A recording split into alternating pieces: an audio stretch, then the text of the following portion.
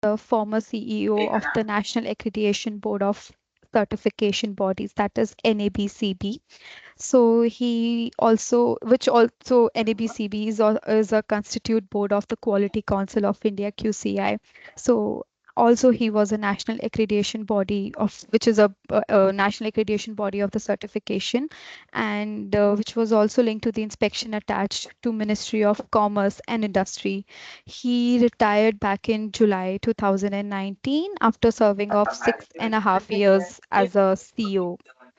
uh, Also, he has a amazing 44 plus of experience in the field of quality, standards, certifications, and accreditations and technical regulations, having worked earlier in the Bureau of Indian standards. So the national standards, which is a national standards body, and the Export Inspection Council, which is an India's official export regulator and a certification body, which is comes under the Ministry of Commerce and Industry. We are very much overwhelmed to have you on board, sir, and thank you so much for taking out some time from your busy schedule to enlighten us and the guest and the listeners, all the participants who have joined for the session. Moving forward, I would request you to take over from here and enlighten more about the topic. And to all the participants, I would request to keep your mics on mute. If you have any questions to ask, anything you want to prompt in between or to be discussed, please raise your hands in between, or you could put your questions or answers into the chat box. I would be moderating the whole session, so I could come and I could go and see your any questions or queries you would have in the chat box, and then you can unmute and discuss with the speaker, of course. So let's begin, and looking forward to a very fruitful and uh, two-way this session. So thank you so much. Over to you, sir.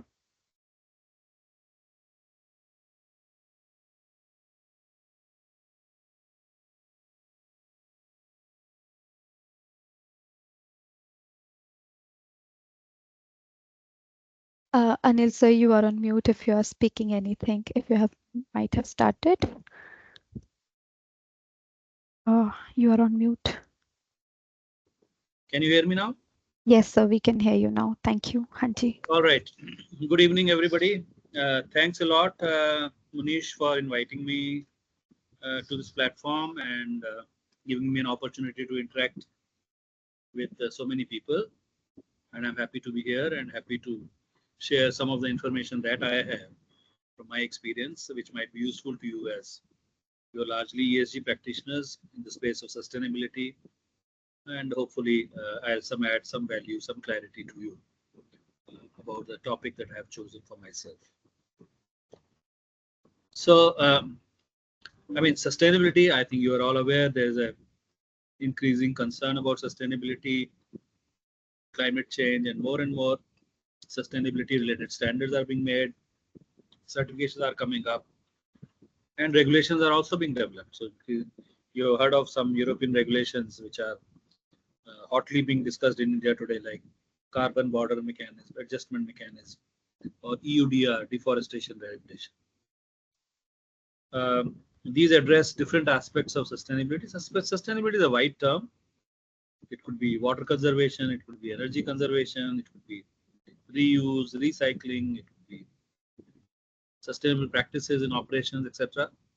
So it's a pretty wide ambit. In fact, BIS has created a working group on sustainability recently, and I'm chairing that working group. And we are trying to write a generic framework for sustainability. I mean, all aspects that contribute to sustainability, we're trying to put together.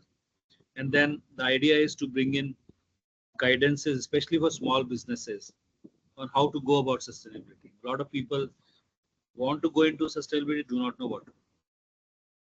And sustainability covers both products and services. For example, products we easily understand. Services, for example, ecotourism standards are there.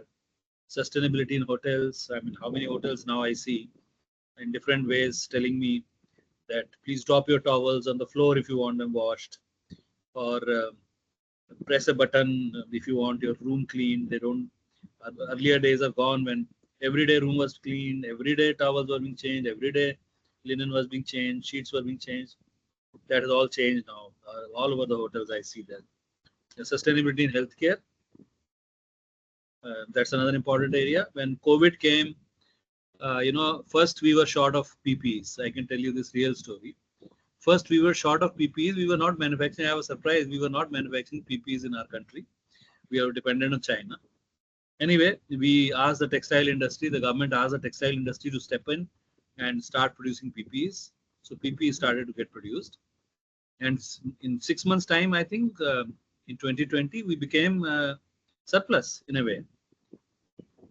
But now the next problem started. They were all single use. Usually the PPEs are single use. Doctors will use and throw them away. And the waste which was being generated became a problem. So now there was this letter which went from Secretary Health to Secretary Environment. Kindly find some ways of dealing with this waste. How to deal with this waste. So one way was to have multi-use PPEs. So BIS has made a standard which has multi-use PPEs. And you could use multi-use PPEs to minimize waste. So, so that's how services also are covered under sustainability. And as I said, there is going to be more and more demand for regulations because climate change being what it is, I think we need compliance to regulations more than anything else if we are to arrest this damage to the environment.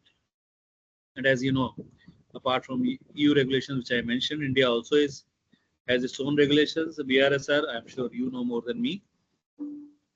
And then the carbon credit trading scheme, which is being developed by Bureau of Energy Efficiency, which will have both compliance mechanism as well as a voluntary component. So compliance mechanism would mean emission limits are set for a certain sector of industry and they are told to comply with it. If they don't comply, they pay some financial penalty or things like that. So now coming to voluntary private standards, this is a growing breed, world over, made by private players. I mean, normally we are used to government has made standards or BIS has made standards. No, sir. There are a whole lot of private players who are making standards, and these standards are blessed by stakeholders like retailers, and they are not very transparent. They are not very participatory, but they are there. And there are a variety of reasons for those standards coming in. Protection against liability. If I am Walmart and I'm putting your product in my shelf, I am worried whether that product is good or not, and it performs what it claims, and so therefore I want to make sure by going in for some additional certifications I demand, or a reputational risk. It's a reputation. My reputation is at stake. Or there's global sourcing. You are sourcing from one country, another country, all kinds of places. So you want to be sure. Then the concern about social issues is there, about child labor, about fair wages, about worker safety. Even, things like facility for workers, restrooms on the farms. That's a requirement in some of the standards. Funnily enough, you think if the sector is regulated, why should there be voluntary standard? If food is regulated, if drug is regulated, why should there be voluntary standard? But the reality of the market is it is there. You need to meet the regulations of EU if you want to export food item to EU, and then you need to meet the buyer's demand for XYZ certification. Otherwise, you won't sell. Ultimately, it's the buyer who is going to give you money, not the government. You meet the regulations, government gives you nothing for that. So this is a market reality. We should all realize that regulations and voluntary standards and certifications are coexisting today in the market. Both are needed. And there are a number of examples of standards which are sustainability standards, whether it's Global Gap for Agriculture Produce, or Ecotex in textiles, or GOTS or Textile Exchange, or FSC for forestry products. Are they coming from, for example, your furniture or your wooden handicraft that you're buying? Is it coming from legally harvested wood? Is it coming from a sustainably managed forest? They want assurance. So there is something called forest certification.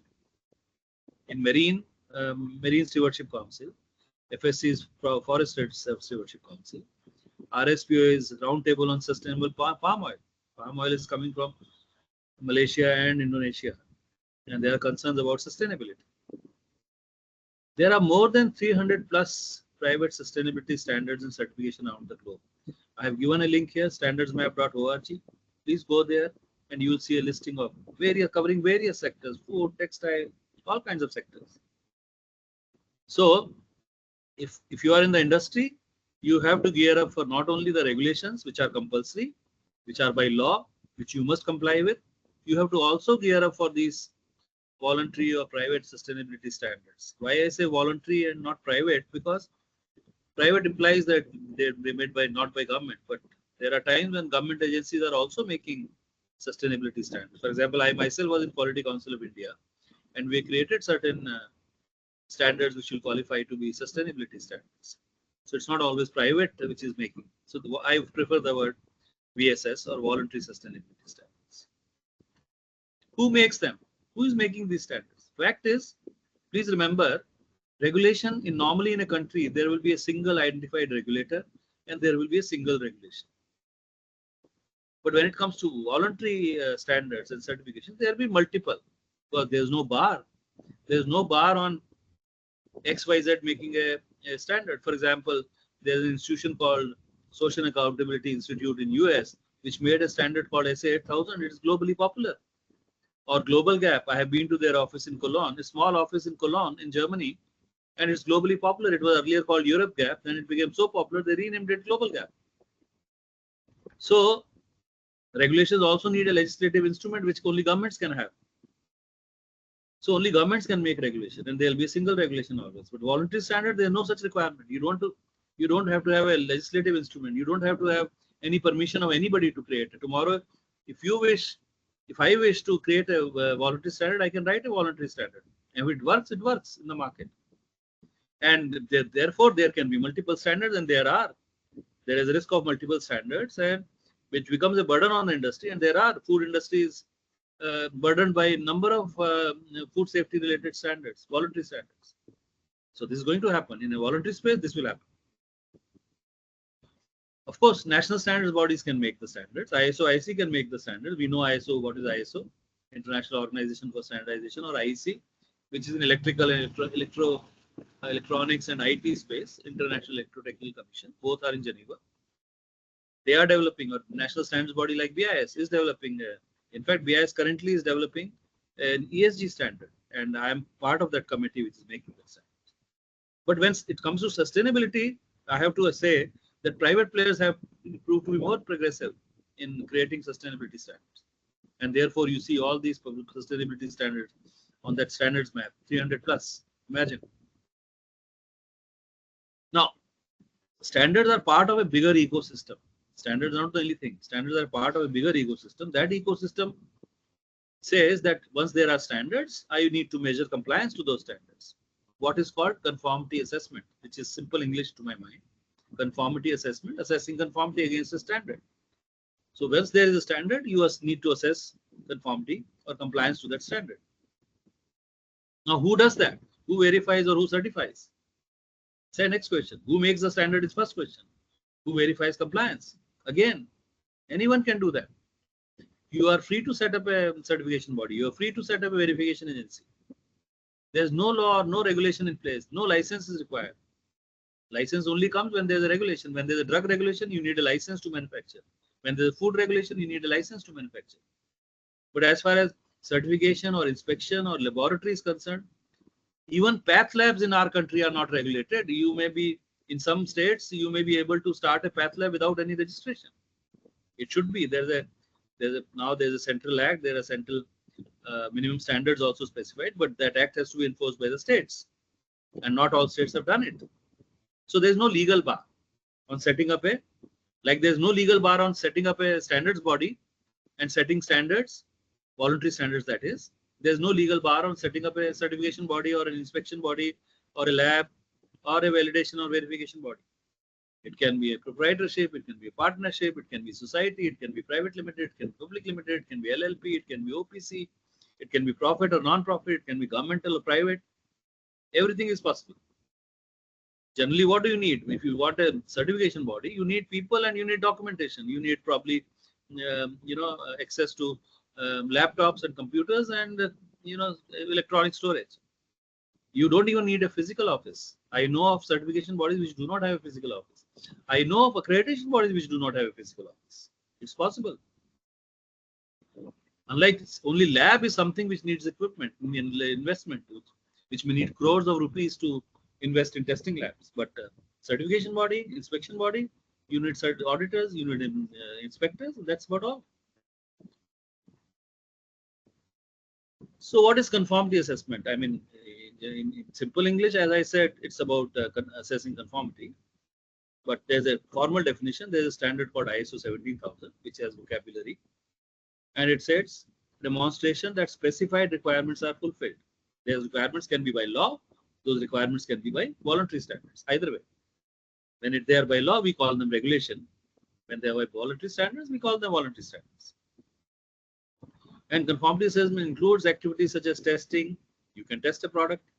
You can inspect the premises. You can inspect and see whether good manufacturing practices are followed, good hygienic practices are followed.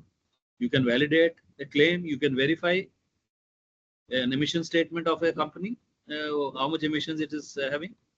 You can certify a product. You can certify a process, or like organic. You can certify a service. And of course, there's something called accreditation, which I'll come to. So there are various types of certifications. Product certification means the product quality is certified. For example, ISI mark on a product means the product meets the Indian standard, PI standard. Egg mark, I'm sure many of you are aware of egg mark, which was on agriculture produce. Then there's something called process certification. The process is certified. The product is not certified. The process is organic. Organic is a process. How have you grown your tomatoes or your mangoes or your grapes? And something like good agricultural practices. That's also a process. Service, you can certify a service. You can certify training. You can certify education. Something called system certification, which came with ISO 9000 in 1987. ISO 9000 was published in 1987. Now it's about 37 years old. And then followed by 14001 for environment, 22,000 for food safety, 27,001 for information security, 45,000 for occupational health and safety, 50,001 for energy management systems. So number of such standards have come, what are called management system standards.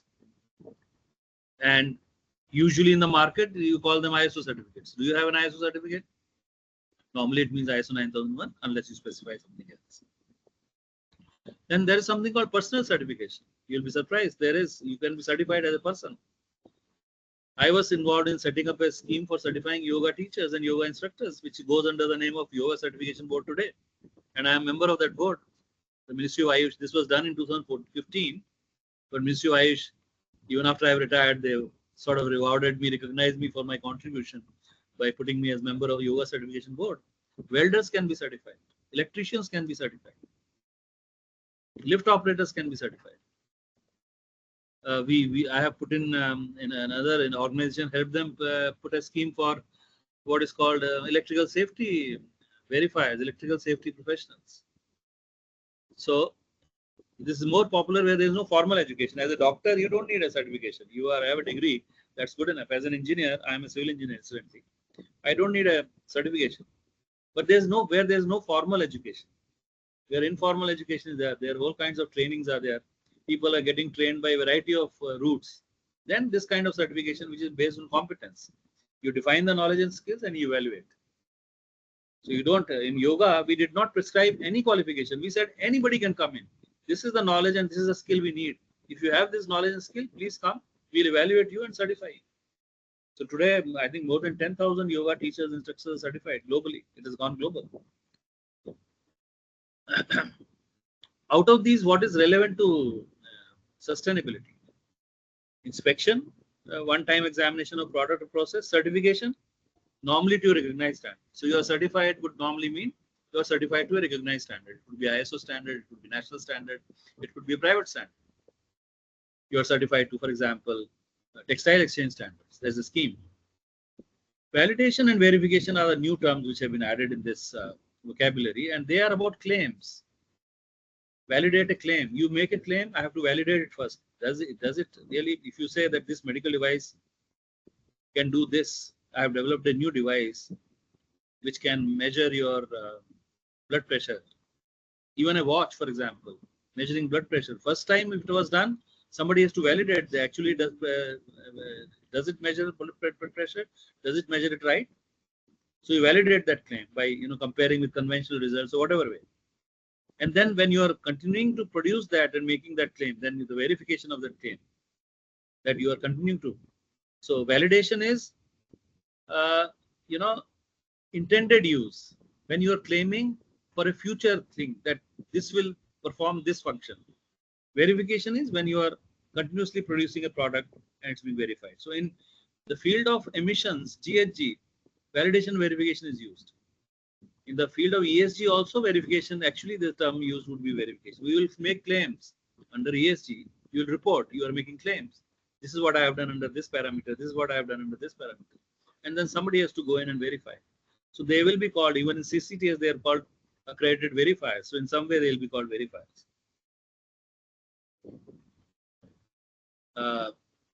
Now, how do you distinguish what is an authentic verifier or what is an authentic certification body? See, initially in developing countries, the government set up the standards bodies, and standards bodies also engaged in certification, like BIS. 1955, BIS was set up in 1947. In 55, it started to do product certification, ISM. ISO 9001 came in, as I said, in 1987. This opened the doors extensively for private sector, even in India. In developed, we are talking about developing economies. In developed economies, private agencies were already there in existence. But in India and in developing economies, they have really come in after 9001 came.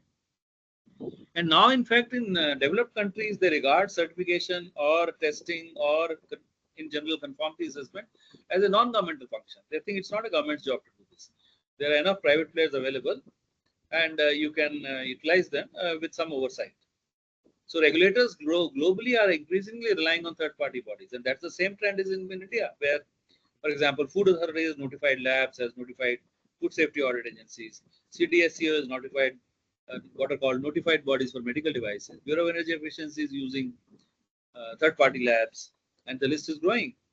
And I'm sure in ESG verification also you are seeing a list of verifiers in SAB's website, which is private sector. So how do you distinguish which is a good one, which is not a good one? That's the question that is in the market, because there are a whole lot of, I can't tell you how much fraud certification is going on in this Indian market. Globally, it is taking place, but Indian markets certainly more, more vulnerable. Now, when it is a government body, you may have certain confidence. The government is supposed to be neutral, supposed to have no commercial interest, expected to follow rules. Although we may crib about government being inefficient, being corrupt at times, but at the end of the day, we still realize that okay, government if says something is likely to be neutral, and you can have some fun. But if it's a private sector company, how do you distinguish whether it's quality or reliability? Maybe by name or brand name. If Tata's were to start a certification body, you might think, oh, Tata's have started, they must be doing a good job. Actually, Tata's have a certification body called TQCert, which was accredited by NABCB, where I was CEO. So to make sure that this body, third-party body, whether it's a lab, whether it's a validation verification body, whether it's a certification body, whether there's inspection body, there is a term called accreditation, and there are bodies called accreditation bodies. All over the world, the system is there. And that is what, represents the most recognized means. Not the only one, but most recognized means. So what is accreditation? Accreditation will be defined again in the same standard ISO 17000. Third party attestation, I am sure everybody understands third party. Third party means, first party means the manufacturer or the service provider. Second party means the person who's buying those goods or services, or user of those goods or services. And third party means somebody who's independent of both of these, which means he's neutral, he's independent, impartial. So that is third party attestation. Related to a conformity body, it's important to remember this. Just related to, this definition is just related to conformity body, which means an inspection body or a certification body or a laboratory or a calibration laboratory, medical laboratory, testing laboratory, or a validation body or a verification body, conveying formal demonstration of its competence. So first part is competence. It has to be competent. If I am If I'm testing food, I have to have competence to test food. I have to have the right equipment, right manpower to test food, isn't it? If I'm testing drugs, if I'm inspecting GMP in manufacturing, in drugs, I have to have inspectors who know GMP. So I have to be competent in this sector. Impartiality, because you are third party, you have to be absolutely impartial. You cannot be linked to a manufacturer. I can't be a manufacturer and then do inspection and claim that I'm third party. I'm not, because I'm manufacturing, I have vested interest of that. So impartiality is important. And third pillar is consistent operation. For example, if you are going for ISO 9000 certificate, whether you go to certification body A or B or C, the process should be same.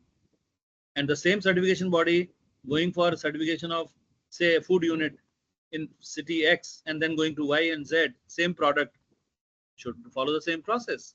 So consistent operation is another requirement. These three pillars, as we say, competence, impartiality, and consistent operation. Again, I'm re-emphasizing that accreditation and this definition applies only to conformities and bodies, because you may have heard in the market healthcare accreditation, you know, hospital accreditation, NABH, and you may heard of education accreditation, NAC is doing accreditation. That in ISO terms is not accreditation. The accreditation is only about third-party bodies who go to the industry. Here, the accreditation bodies are going to industry directly. They are going to hospitals. They are going to educational institutions. So in ISO terms, it is certification actually. So please remember this when you hear about accreditation. Please remember this distinction, that the accreditation we are talking about today is different from, say, healthcare accreditation or education accreditation, not to be confused with those. Now, who supervises conformity assessment globally? Who will supervise? Certification of 9001 is taking place all over the world. Who is supervising that? Accreditation bodies are there. Yes, accreditation bodies there. But is there a single supervision anywhere? Does ISO do it? No. Please remember, ISO is just a standard setting body. It has nothing to do with certification. Nothing at all. It just provides the standards. That's it. It sells the standards, it provides the standards. That's it. So if somebody tells you that he's authorized by ISO, you can be sure that he's lying. It's a fraud. The ISO authorizes nobody. ISO has only member bodies, single member body in a country, which is BIS in India. That's it. Beyond that, ISO has no role to play. Please remember that. But fortunately, there is a body internationally, which is called IAF, International Accreditation Forum, which was established in 1993.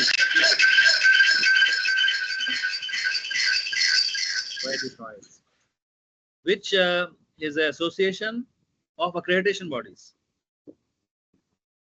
It's an association. It's a non-governmental. It's an association. NABCB is a member of IAF from India, and it takes care of accreditation of certification bodies and accreditation of validation and verification bodies. There's another body called International Laboratory Accreditation Corporation, ILAC, which is again a global association of accreditation bodies, but only for inspection labs. So as you can see, these two bodies are handling different areas. In fact, these two bodies are on the verge of merging. I think next year they'll merge, and it will be called Global AC, Global Accreditation, GLOBLAC. That's the name being given, which makes sense because they are both in accreditation, follow the same rules, only the target is slightly different. In India, NABL is a member of ILAC. I'm sure you have heard of NABL, which was a national accreditation body like NABCB. Both are part of Quality Council of India today. But in last 2 years, 2 more new members have come: Quality and Accreditation Institute in Noida and FDAS in Gurgaon. So we are now having 3 lab accreditation bodies, and a 4th one is on the way. I am aware of the 4th body, which has been evaluated already, and it would come in the next 6 months. You will have another body. In many countries, there is a single national accreditation body by compulsion, because they're not very profitable. I was in NABC. What was my income? 8 crores, 9 crores, 10 crores. Whereas inspection bodies, certification bodies are earning in 100 crores. But in Europe, they are by law. Europe made a law in 2008, came out with a law that there shall be only a single national accreditation body. That's it. So in Europe, if you go to Europe or UK, there is a single national accreditation. In many developing countries, there is a single one, as I said, by compulsion, not because they have a law in place, but because it's not very profitable. So only governments have set up. But many countries have multiple accreditation bodies. The USA is the prime example of capitalism and free society. They have a number of accreditation bodies. Same is Canada. Same is Japan, same is Korea, and now India. We are also multi-accreditation body now. I told you there are 3 accreditation bodies for laboratories now. These IAF and ILAC have developed a system of evaluation of accreditation bodies through the regional bodies. So we fall under what is called Asia Pacific Accreditation Cooperation. Both NABCB, NABL, QAI, FDS, they are all members of APAC, and they are evaluated every 4 years. So we face an evaluation every 4 years. And IAF evaluates these regional bodies every 4 years. So the international body evaluates regional bodies evaluate individual accreditation bodies evaluate the manufacturer or the service provider. So this is a voluntary, please remember this is a voluntary system, but it provides authentication. Under this system, you can be sure that the body which is accredited is an authentic body. So that's the first sign, first lesson I would like you to carry home if you are not from this field, that accredited lab, accredited certification body, accredited validation verification body. That's not the only system I am saying, but this is the most prevalent system globally. This is the international system that I spoke about, IAF and IALAC, which are going to merge. Regional bodies, there are in each continent, there is a body which I have listed here, and they have a mutual recognition arrangement. So everybody gets evaluated. In fact, we joke in our community, we have a joke that in God we trust, rest all have to show evidence. So even I got evaluated. I may be CEO of NABCB. You may think big shot, the CEO of NABCB, nothing. I have to get evaluated.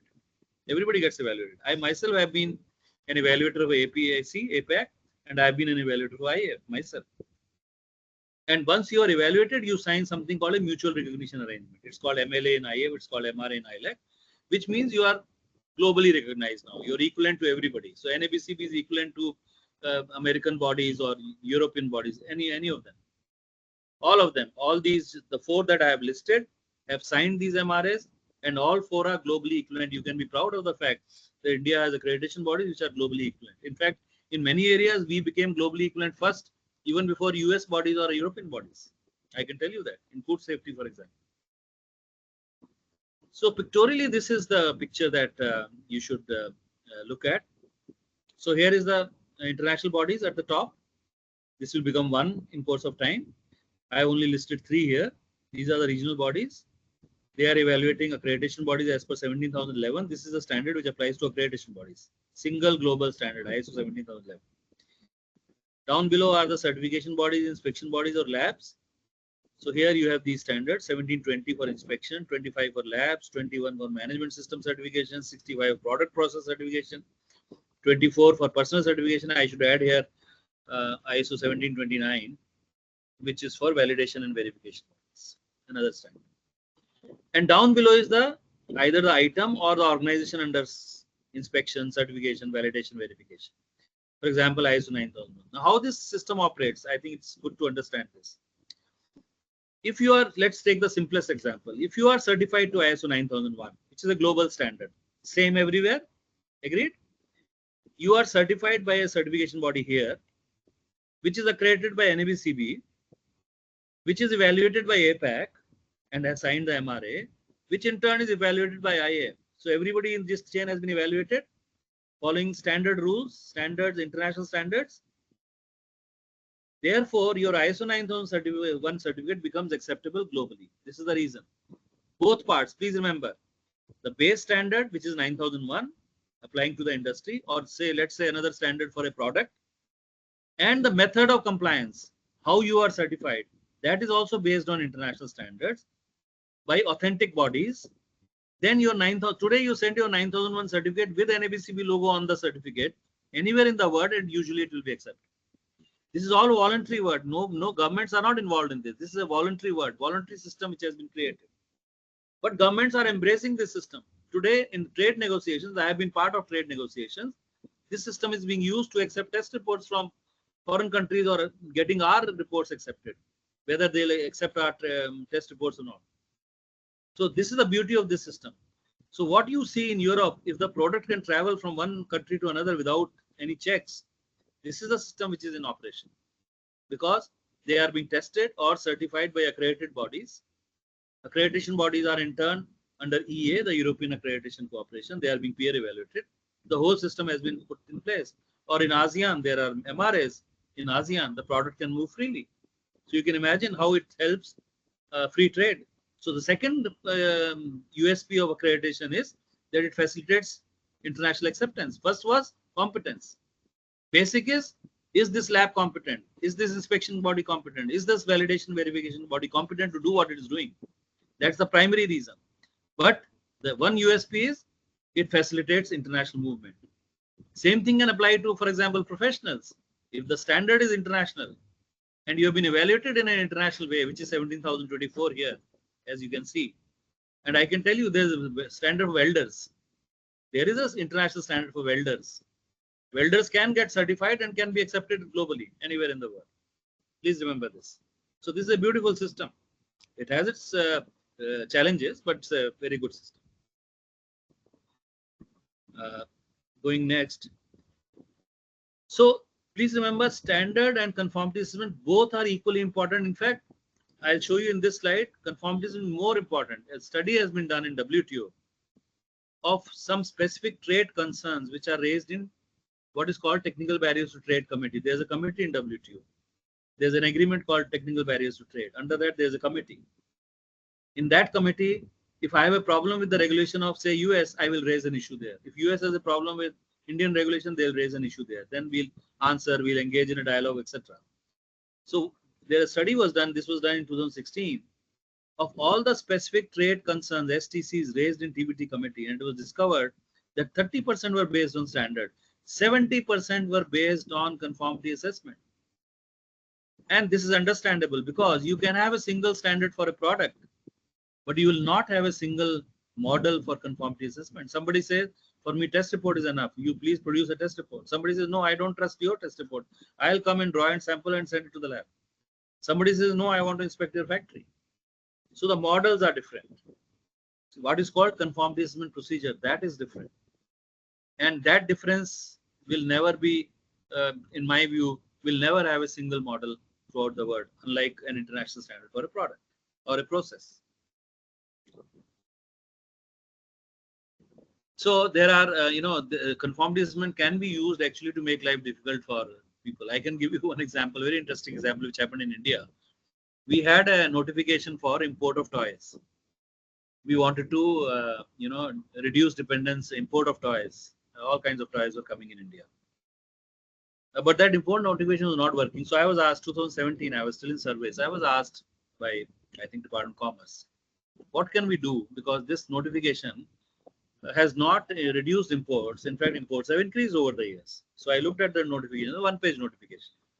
I looked at the notification which said that every consignment toys has to be accompanied by a test report. I said, well, anybody will produce a test report. And how difficult it is to get a test report. So they said, then I said, okay, let me modify this. I simply added there test report from an NABL accredited lab. That's all. And they issued that notification. It's still there. That notification is still there. And you know what? For next 6 months, there was zero imports. Zero. Because nobody had a report from the NABL accredited lab. It took them 6 months to figure out how to get over this problem.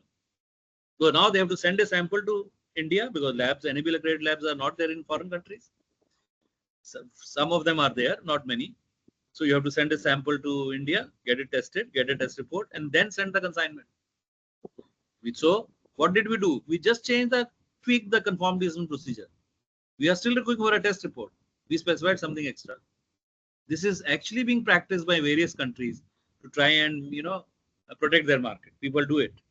So many countries require that you should have accredited labs or inspection, then only we'll accept your certificates. One very good example, which everybody would understand, because everybody is concerned about gold jewelry. Isn't gold purity standard all over the world? 18 karat gold, 22 karat gold, 24 karat gold is the same. Whether you go to Dubai and buy gold there, or whether you go to US, whether you go to Europe, or whether you buy it in India, same purity, isn't it? Same standard. Yet our hallmarking system, which BIS operates, is not acceptable overseas. Why? Because the labs, which are called assaying centers, they do not meet international standards. BIS has its own standard, and BIS does its own assessment of these assaying centers. There are more than 1,000 assaying centers all over India.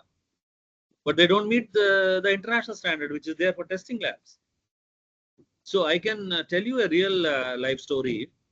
We were still having a dialogue with the UK. We are negotiating a free trade agreement with the UK right now. And I was asked that gold and jewelry, what do we do? I said, fine, because they will not accept our hallmarking. Let's find out how many assaying centers are actually accredited by NABL. So I asked CEO of NABL. He gave me a list of 50 assaying centers. Out of those 1,000, just 50. I handed over that list to Commerce. I said, please talk to UK. Tell them that please accept assaying reports at least. Because the Gold and Jewelry Council said that we send jewelry from here to England, and from the airport it goes to Birmingham to the assaying center, their assaying center, and once it's assayed and tested for purity, then not only it's released. Now you can imagine, suppose it doesn't test negative, you have to bring all that back, how much cost it is, how much risk it is. So industry was very happy if you can get assaying report. We can get assaying reports here in India and it is acceptable in UK. What is better than that? So this is an example of power of conformity assessment. Standard is the same. So please remember this, meeting international standards is not enough. You have to meet international standards in internationally acceptable ways. And one of the best ways is to use accredited lab, accredited inspection, accredited certification. Not all are doing it, but that's. Some systems of oversight are also available outside this system. For example, there's an organization called ICL Alliance in London, which is a membership organization of sustainability standards owners, textile exchange, forest stewardship council, marine stewardship council. These are the known global schemes, and these they have a system of evaluating these schemes. Earlier they had a separate system for standards, separate system for quality assurance. Now they have made it into a single code last year, and they sort of keep an oversight. They certify that yes, this system is good, meets certain requirements. Similarly, you have heard about voluntary carbon market. You heard about, I'm sure you heard about VCS or gold standard, etc. They are voluntary carbon market. And if you are read in the newspaper these days, there is some challenge there also, whether the carbon credits are genuine, whether their system is robust enough. So somebody has set up this integrity council for voluntary carbon market, and they have started to assess carbon crediting programs. And they are claiming that they'll bring more integrity to the market. So these are all voluntary systems of oversight. Somewhere the government would get involved in exercising the oversight, that whether what is happening in India, carbon credits being generated, are they genuine, are they robust enough or not? Someday government will step in, but right now this is all voluntary oversight. For this, who provides the standards? We first talked about who provides sustainability standard. Now with this conformity assessment, again, it's generally speaking ISO. ISO is providing standards.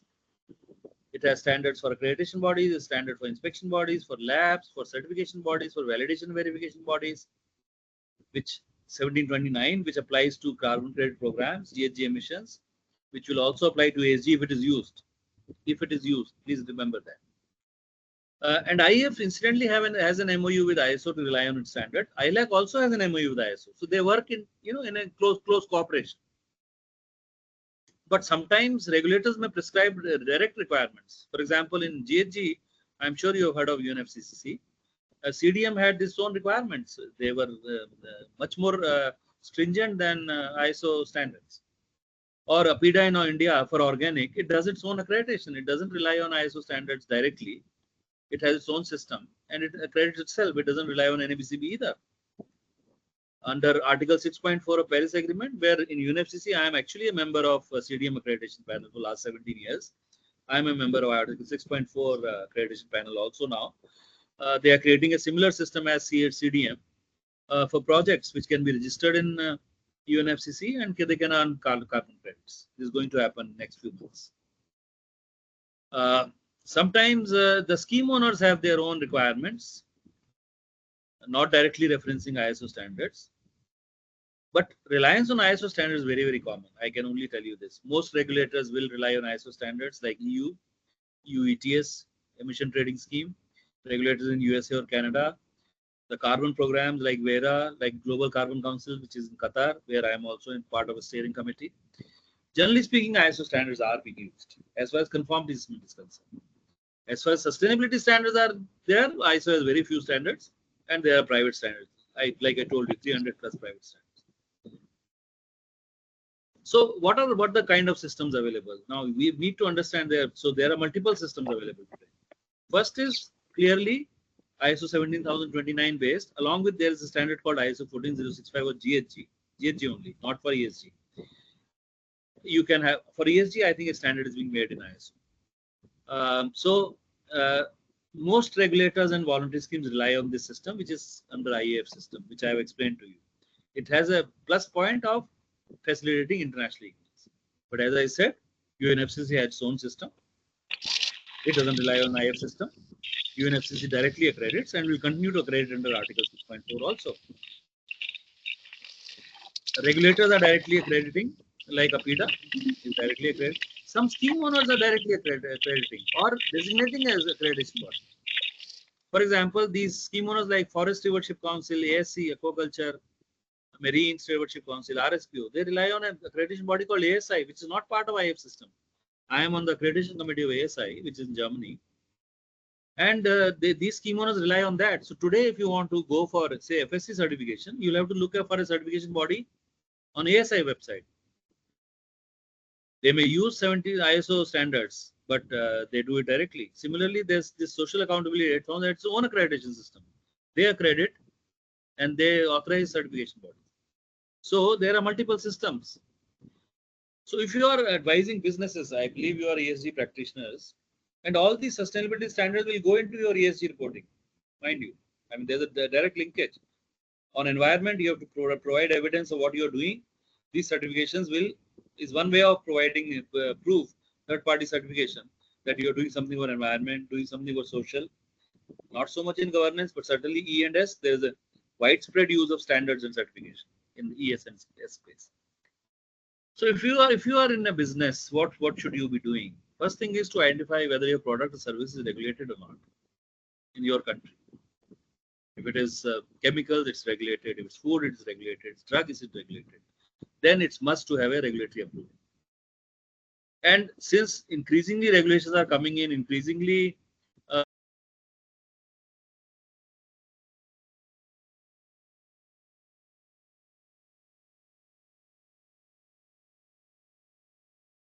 So you got mute. Anil sir, you got mute.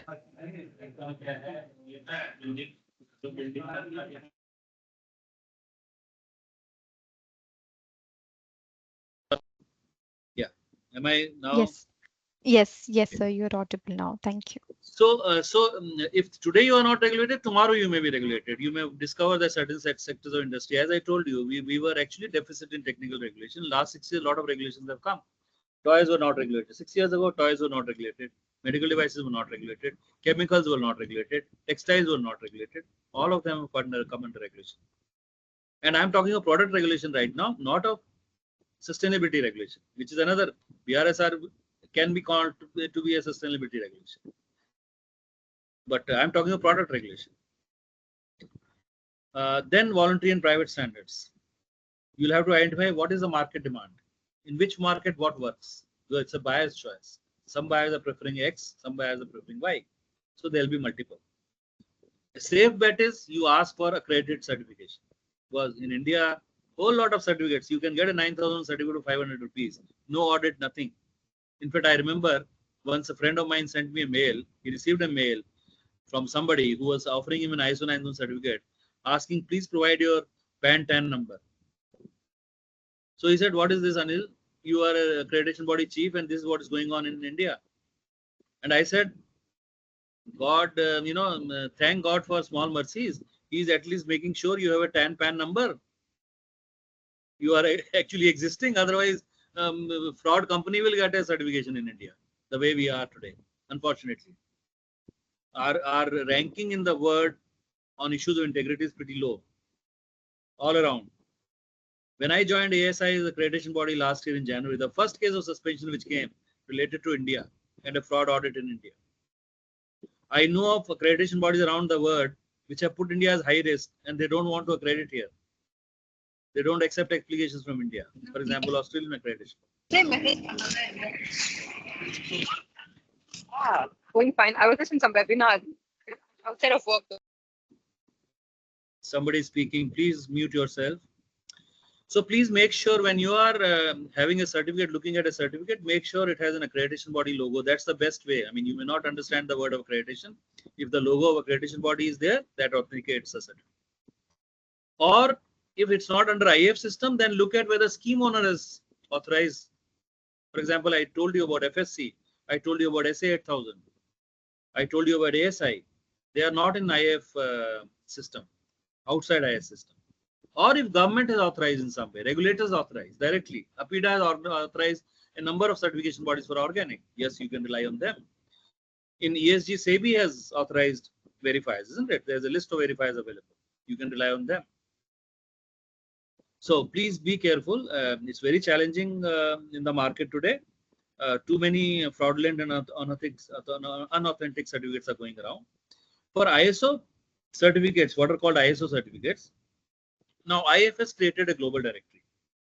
So for some of the ISO certificates are 9000, 14001, etc. You can go to this website that I have listed here, and you can actually verify any certificate.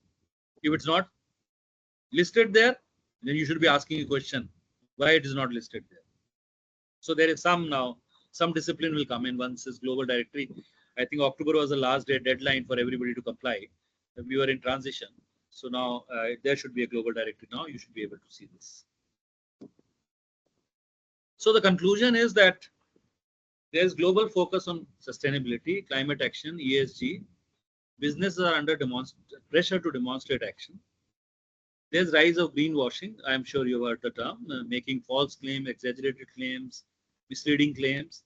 So there is a need for independent verification of these claims. That is where accreditation comes in.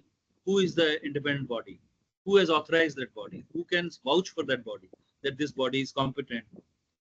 So you should rely on accreditation or rely on government or regulator designated body or designated by the scheme owners. Scheme owners are in voluntary space like Forest Stewardship Council or GRI, whatever.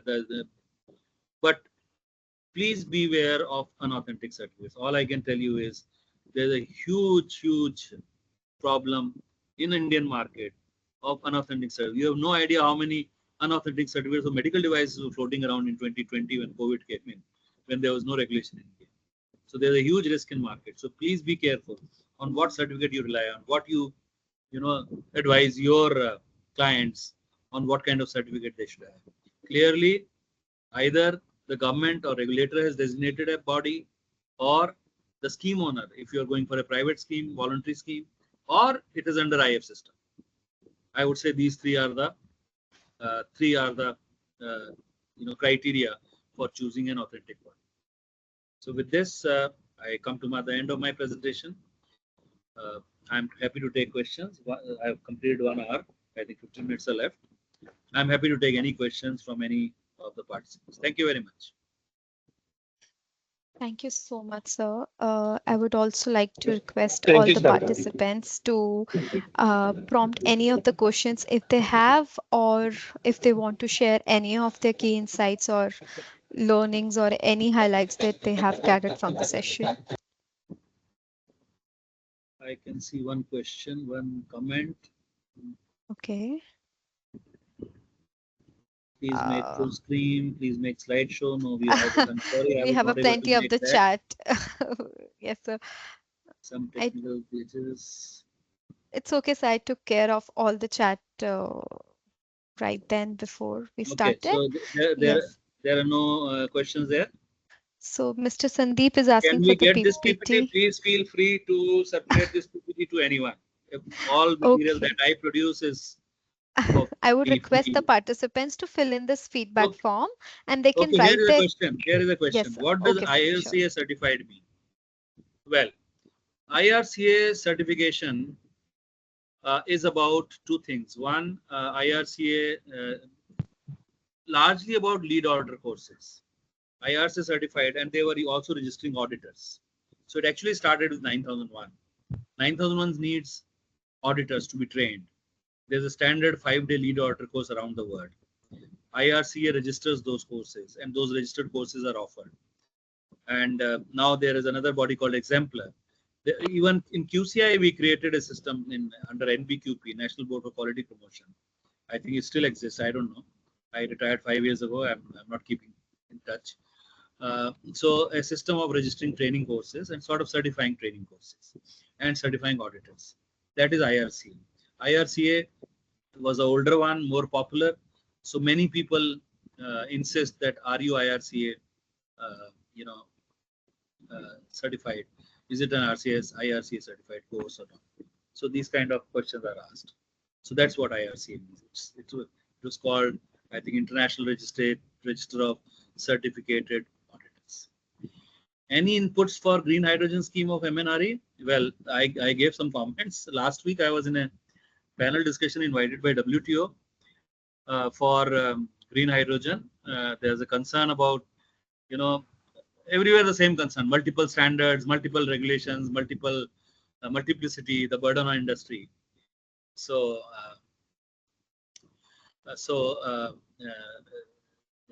green hydrogen scheme is being made. My concern is that they are not using, currently at least, not using international model for verification. Even in CCTS, that's a concern I have, although they have made a reference to 14065, which is good.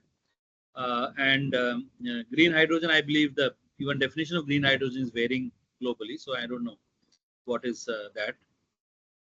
Standard framework, protocol, directive, regulation, convention, example. Okay. Standard is today, by definition, a voluntary standard is a standard. Let me see if I can, pick up another PPT and show you the definition of standard. Just a moment. Let me show you.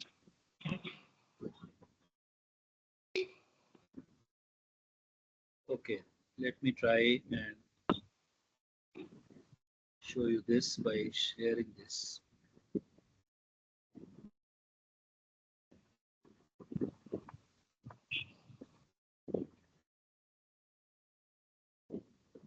Can you see this? Can you see the screen? Yes, sir. So here is a definition of standard which comes from WTO TBT agreement, Agreement on Technical Barriers to Trade. A document approved by a recognized body that provides for common and repeated use, rules, guidelines, or characteristics for products or related processes and production methods, with which compliance is not mandatory. So standard means voluntary. It may also include or deal exclusively with terminology, symbols, packaging, marking, or labeling requirements. This is the definition of standard. And there's another definition we should know is technical regulation, which you will see is almost similar to standard, but it says compliance is mandatory. That's the difference. Today, there is no term as mandatory standard. Standard is voluntary, technical regulation is compulsory. So that is one part which I wanted to share with you. Directives and regulations. Regulation is something which is enforced by law. Directive was a concept in Europe. Initially, they were issuing directives. European Commission would issue a directive and expect the national governments to issue a regulation incorporating that directive. For example, in India, in some areas, we have a model law or model rules. I am sure you're aware. Factories Act has a model rules, or Clinical Establishment Act has some model, and those they have to be adopted by state because state has the power. So they have to be adopted by states. So the same thing is with directives. Directives in Europe meant a directive which is all national governments should incorporate in the regulation. But now Europe has switched to regulations, which is a common regulation. EC issues the regulation. So you are seeing that here there used to be MDD, Medical Devices Directive. Now this is Medical Device Regulation, MDR. So they are increasingly doing away with directives. Conventions are international agreements with their conventions, international conventions. Though the protocol standards, protocol is a method of doing a work. It could be anything. Can a consultancy firm work as validation verification body? Technically speaking, yes, but it represents certain kind of challenge and conflict of interest. So it's very risky to be in both. You will face a lot of questions from accreditation bodies. But technically, yes, 1729 or 14065, they allow consultants to become. No, low carbon cooling, I'm sorry, I'm not a technical person in that area. I'll not be able to answer that. When you are talking of blue signs, ZHC, etc., multiple, well, as I said, voluntary will have multiple standards. One day will come when somebody will find that this is too much of burden. You're right, burden on industry. Yes, you're right. Someday it will happen that somebody will find this too much of burden. I remember having heard a food business, I think it was in New Zealand, who said, what is this? 200 days out of 365 I'm sending on auditing. When will I produce food? He's right. So there is something called Global Food Safety Initiative, which has started a system of benchmarking standard and interoperability. So if you are certified to one standard, you are deemed to be certified to the other standard, something like that. So somebody will have to come up. In fact, I can tell you, India has a scheme called EcoMark. You know that. It is actually not working very well, failed actually. They are revamping it and happen to advise and give some suggestions.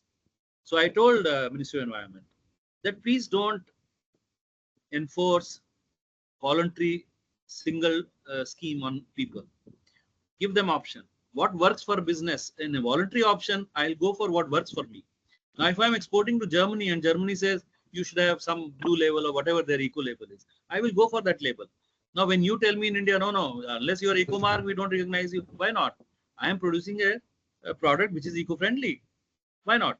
So they agreed and they have put in a provision there, which I've seen. The final notification is getting ready, where they say that they will recognize any other equivalent scheme, something like that. So I believe the only way of dealing with this multiplicity is some kind of benchmarking. Somebody has to take the responsibility of benchmarking these standards and ensuring interoperability. Saying that, okay, in fact, in WTO last week, when I was in the panel discussion, I said the same thing. I said, please set up a benchmarking system. Please set up a system endorsing national schemes and national standards, etc. To certain minimum requirements. Otherwise, there will be too much of chaos in the market, too much of multiplicity. I agree with you. Multiplicity is a burden on the industry. That's right. Accreditation like NABCB for hospital and other accreditation part. Yes, I did explain. Accreditation in ISO is defined in a very limited way. Accreditation of conformity system bodies, which means labs, inspection bodies, certification bodies, validation, verification. In education, accreditation term is used. In healthcare, accreditation term is used. But that for us is not accreditation. You are going directly to the hospitals. You are going directly to the industry. In case of ISO accreditation, we don't go to the industry. As NABCB, I don't go to the industry. I accredit a certifying body that goes to the industry. So we are one level removed.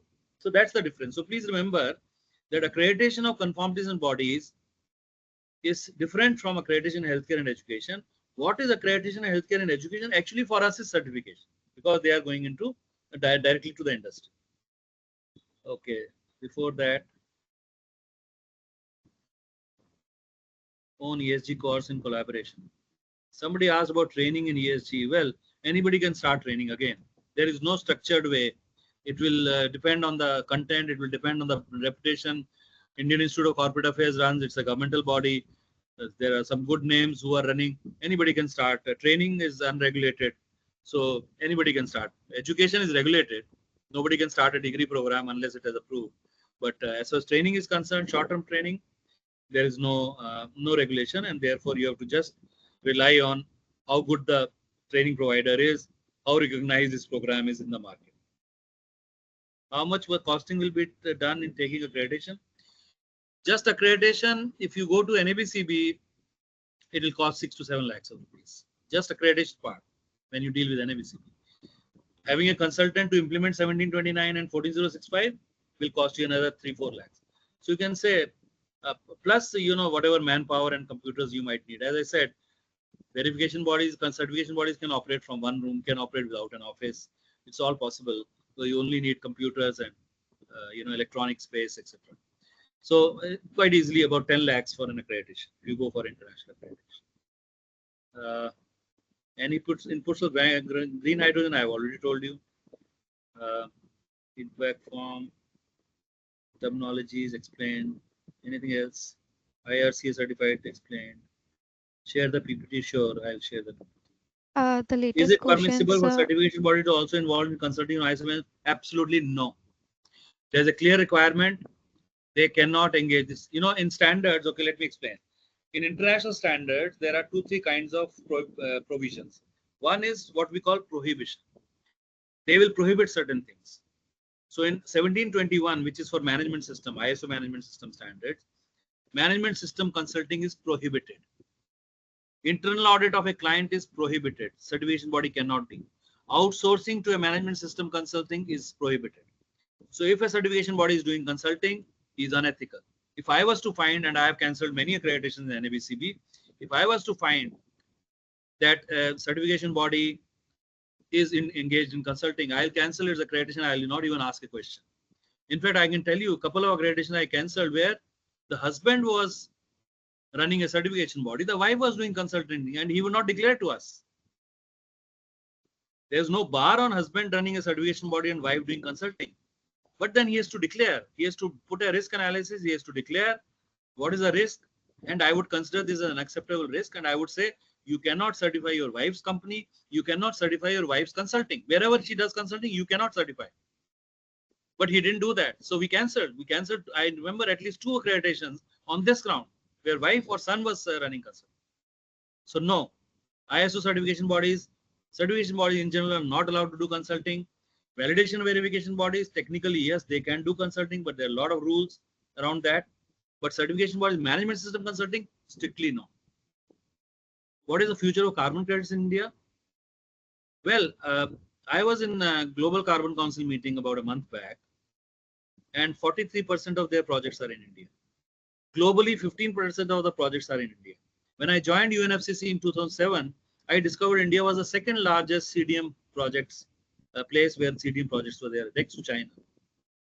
So I would imagine that Indian projects are doing wonderfully well in the carbon market, and carbon credits are a lot of people. I would only say this in CDM, a lot of people made money, including myself, because I was engaged by UNFCCC. I was being paid.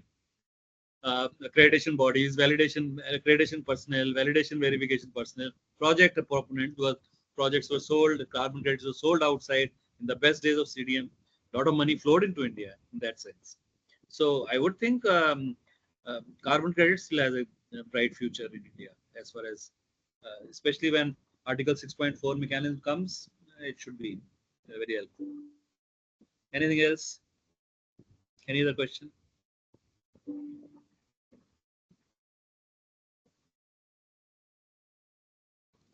I suppose that is it. We are just close, 2 minutes to close. Yes, I'm sir. happy to say thank you very much again, and I hope it was valuable, it was informative, it added to your knowledge. If you have any questions, I gave my transparencies, my email ID is there, my number is there. You're free to connect with me, or you're free to connect with organizers. They can transmit questions to me and I can answer. Thank you very much. Thank you so much, sir. Very big thank you to you. It was a wonderful session and very much a valuable insights that you have shared. Seriously, it has been a truly expertise, having the highlighted how important the standards and certifications are there in ESG field. And thank you to all the participants for joining and actively listening. And I still see you all are prompting your questions in the chat box, making it very interactive. And thank you so much. Uh, Thank you again for your engagement. We still would wait for another minute if you still have any questions, or we could wrap up and go around. I think no more questions. Okay. Thank you so much, sir. All right. Thank you very Thank much. you. Have a Thank you, nice sir. evening, Thank you so everybody. much, sir. It was pleasure to have you as a speaker with us Thank today. you. Thank Thanks for you. the opportunity. Thank you, sir. Goodbye. Take care. Bye, everyone.